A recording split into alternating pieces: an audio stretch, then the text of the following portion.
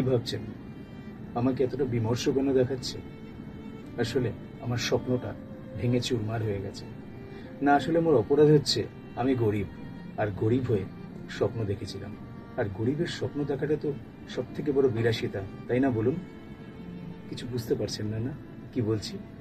চলুন একবার শুরু থেকে শুরু করা যাক।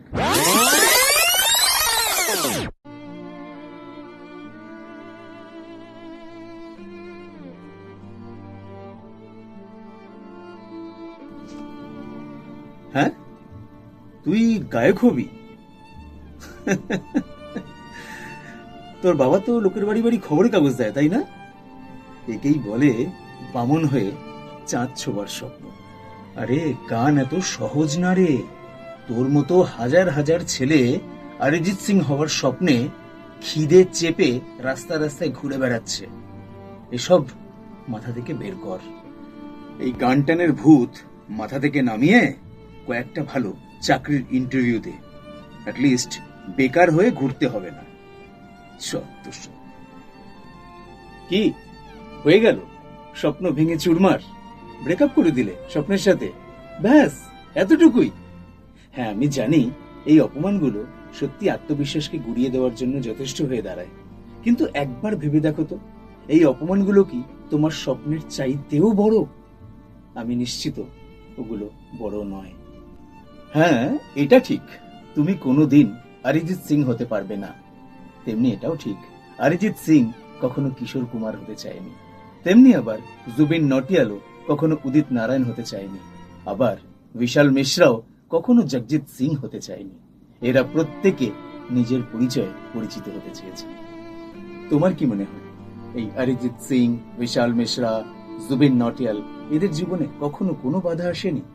হ্যাঁ, এসেছে, বারংবার এসেছে। এদেরকে একাধিক মানুষের কাছ থেকে অপমানিত হতে হয়েছে, কিন্তু এরা সেই অপমানটাকে দাঁতে দাঁত চেপে সহ্য করেছে আর বিশ্বাস করেছে ওদের স্বপ্নটাকে। তোমাদের মধ্যে অনেকেই আছো যারা জীবনে একটা সঠিক স্টেজ পাওনি, কিন্তু একটা ট্যালেন্ট পেয়েছো। হাতে দামি মাইক পাওনি, কিন্তু কণ্ঠে ম্যাজিক পেয়েছো। নামি কোনো মিউজিক স্কুলে ভর্তি হতে পারোনি, কিন্তু মনের মধ্যে রয়েছে একটা মেলোডি স্কুল।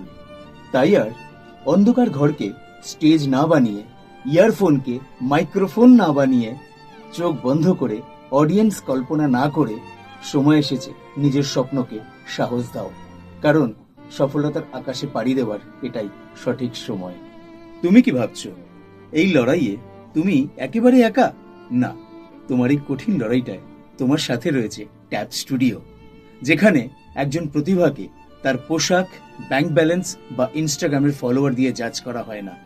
এখানে একজন প্রতিভাকে শুধুমাত্র তার প্রতিভার দ্বারাই জাজ করা হয়। আর তাই সবকিছু ভুলে নিজের স্বপ্নকে একটা হাইফাই দিয়ে এখনই নিজের পছন্দের একটা গান ট্যাপ স্টুডিওর নাম্বারে পাঠিয়ে দাও, আর তারপরে দেখতে থাকো ম্যাজিক। কারণ গরিবের স্বপ্ন পূরণ এবার হবেই, কারণ স্বপ্নটা তো হাতের মুঠোয়